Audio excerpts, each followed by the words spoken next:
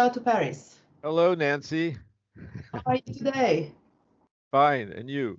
Fantastic. So today I wanted to speak with Denis Rothman, artificial intelligence pioneer and veteran. I'm going to speak about chatbots. My name is Nancy Nemes, founder of Miss Artificial Intelligence.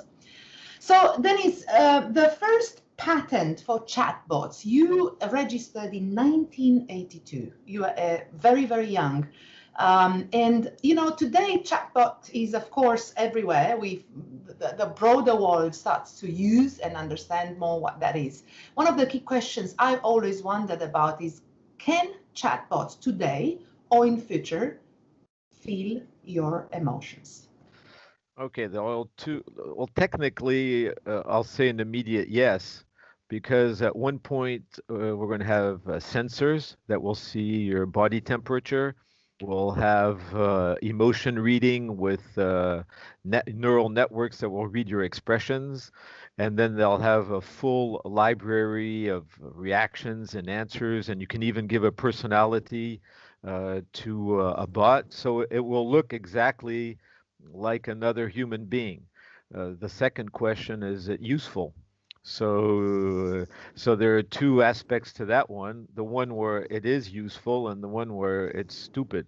So let's say the one where it's useful. It's useful, for example, let's suppose it's in the healthcare. Suppose that, you have a little bot that will keep someone that's sick company and that can talk and have fun and joke. Saying it's a bot, I think if you do it, you just have to give it a bot personality where it remains a bot. You say where it can say sometimes, I'm just a machine. I don't know what you're talking about. It shouldn't pretend it's a human. It should just be a funny bot. So if you have a nice bot, say, I'm a bot and I see how you feel today. Or don't ask me, I'm a bot. Well, then that's okay as long as you don't pretend it's the same. Okay. Now, when it's not useful, well, then it's stupid. It's not useful on a technical support platform where you just want you to get your TV to work.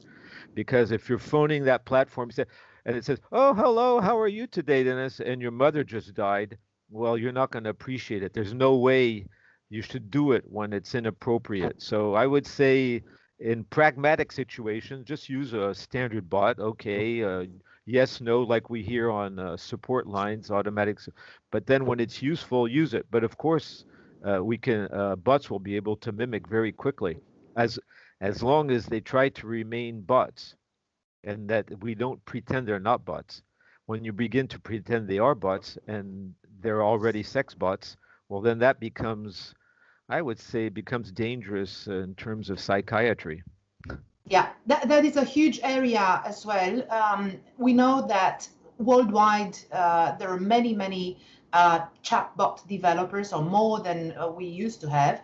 But today we are still having the apps versus chatbots conversation. So I was wondering, will chatbots eventually replace apps?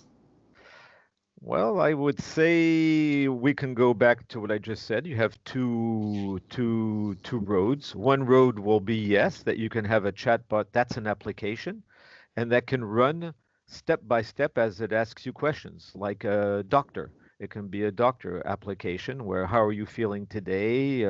Oh, you don't look so good. Maybe I can give you some vitamins. So then that that program will be running step by step and waiting for your answers to react.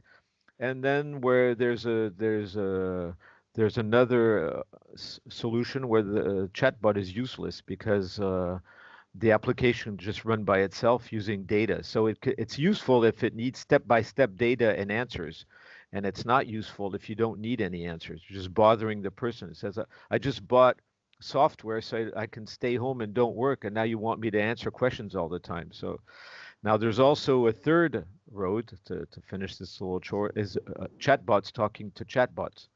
That means that you can have step-to-step bots between maybe a smartphone application where you have an accident on the road, and then there's a police bot, and then you can start the both of them where they ask themselves questions, showing pictures and all that. So you'll have bot-to-bot conversations.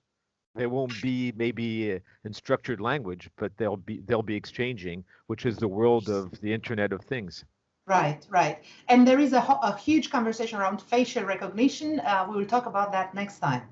Thank Okay. you, Thank you, Dennis. Okay. See you soon. Bye.